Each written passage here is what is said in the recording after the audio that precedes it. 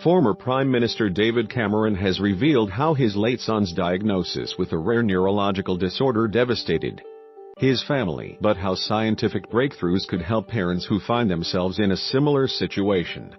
Mr. Cameron's eldest child, Ivan, was born in 2002, but by his second week he was rapidly losing weight and making jerky movements. He was eventually diagnosed with Ohtara syndrome, a rare neurological disorder characterized by seizures. He died in 2009, aged just 6 years old.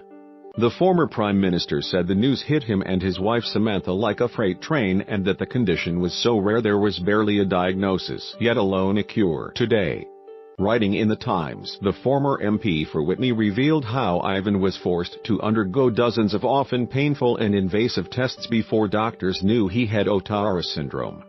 But, Mr. Cameron adds, new and advanced genomic testing could end the anguish of uncertainty for parents of children with such rare neurological disorders. He said, different treatments are tried, some with excruciating and potentially damaging side effects. Huge efforts are being made on your child's behalf. But no one knows exactly what is wrong or how to make it right. In many cases, the doctor is unlikely to have seen a patient with the same condition before. They are left to rely on intuition and antiquated tests to determine which of the 7,000 rare diseases may be affecting the child. This grueling process can go on for months, even years. If a correct diagnosis is eventually made, it is often too late to undo critical damage that has already been done to the child's development. Ohtara syndrome is a rare complication of epilepsy, affecting just 1 in 500 sufferers, and boys more than girls. It is caused by an underlying structural brain abnormality which may have a genetic origin or is the result of brain damage. It is rarely an inherited disorder, and it is thought only 4 families in the world have 2 affected children. Seizures start before the baby is 3 months old. Most die before the age of 3, often due to chest infections or pneumonia. A phenomenon known as sudden unexplained death in epilepsy is also a constant fear.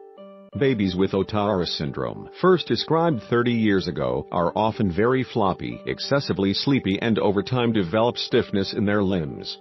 Medication has limited effect, and the children make little developmental progress, being totally dependent on others. They often feed poorly, and their sleep is punctuated by seizures and muscle spasms, between 10 and 300 every 24 hours, which make round-the-clock care a necessity. Yet we are on the brink of a huge breakthrough. Instead of looking at individual chromosomes, through genome sequencing we can sequence the whole genome, determining the unique ordering of 3 billion letters found in almost every cell in a person's body, rather than testing one disease at a time. This process simultaneously can test for all rare diseases, 80% of which are genetically based. All it takes is a blood test. It is that simple. Though Ivan's condition meant he could not move his limbs or speak, the Camerons drew strength from the fact that he appeared to respond to their love and care.